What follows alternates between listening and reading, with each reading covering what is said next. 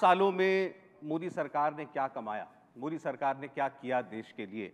आपने ज़माने देखे हैं, दौर देखे हैं, नेता देखे हैं, गिरते देखे हैं, बनते देखे हैं। पिछले 8 साल में क्या बदला है? देखिए, एक बात बिल्कुल स्पष्ट होनी चाहिए कि ये पूरा संसार गतिमान है। बदलना तो है ही। जितनी देर हम यहाँ बैठे हैं उतनी देर में संसार बदलेगा, आप और मैं बदलेंगे। बुनियादी प्रश्न तो बदलना तो कोई भी सरकार होती बदलना है। देखने की बात जो है वो ये है कि ये बदलाव रचनात्मक हुआ है, अच्छाई के लिए हुआ है, वो है देखने की। क्योंकि जिंदा चीज या तो डिग्रेडेशन होगा या इंप्रूवमेंट होगा। स्थिर कोई चीज जिंदा चीज नहीं रह सकती।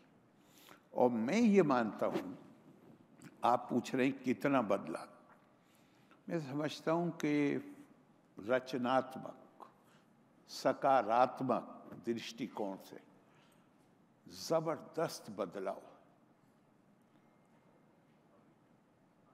जो आत्मविश्वास, राष्ट्रीय स्वाभिमान पैदा हुआ है और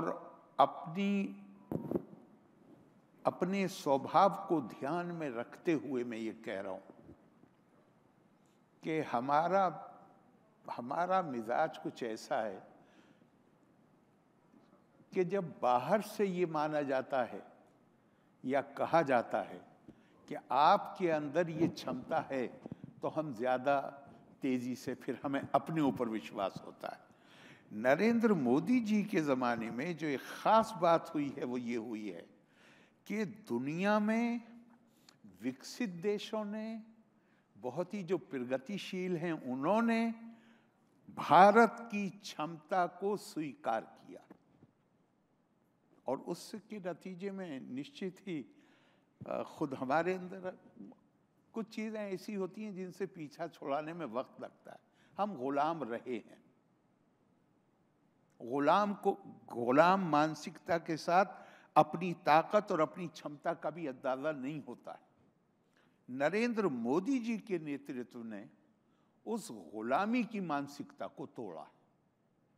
ये मैं सबसे बड़ी उपलब्धि मानता हूं। 3 तलाक खत्म करना, कानून बनाना, उसको आपराधिक कार्य घोषित करना, शायद जब आज का जो ये राजनीतिक माहौल है, जो गर्द है, जो विरोध हैं या संदेह हैं, वो जब हम उस युग से बाहर जाएंगे तब महसूस करेंगे कि भारत में 13वीं सदी से ये कुप्रथा जारी थी। किसी मुस्लिम मतलब पिछले 100-150 साल में सारे मुस्लिम देशों ने भी वो कुप्रथा खत्म कर दी थी। हम अकेले थे जहां पे ये जारी थी।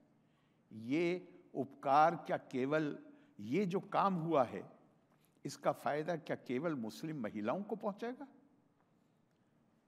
पिछले 2019 से जब ये कानून बना है आज तक 90% से ज्यादा तलाक की दरों में कमी हुई है। किसको फायदा पहुंचा है? परिवार बचे। उन बच्चों का सोचिए जो इस घटना के बाद जो उनकी स्थिति बनती थी, उनका भविष्य सुरक्षित हुआ है। और इतनी लंबी चौड़ी तादाद अगर हो उन महिलाओं की और उन बच्चों की और टूटे हुए परिवारों की जो 2019 तक थी, मैं आपसे पूछता हूं कि वो उसमें देश का कुछ नुकसान होता था या नहीं होता था? ये केवल मुस्लिम महिलाओं तक सीमित नहीं था मामला।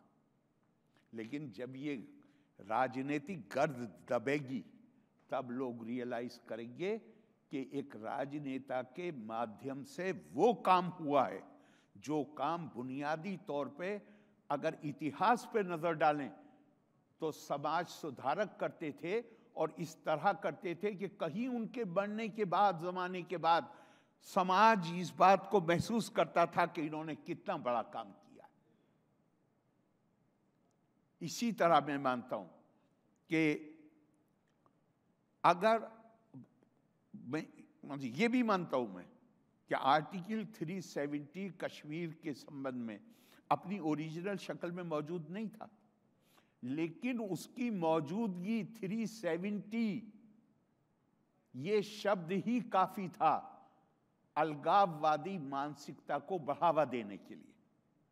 ये शब्द काफी था आतंकवादियों को तैयार करने के लिए, ये कहने के लिए कि कश्मीर के बारे में फैसला फाइनल नहीं है।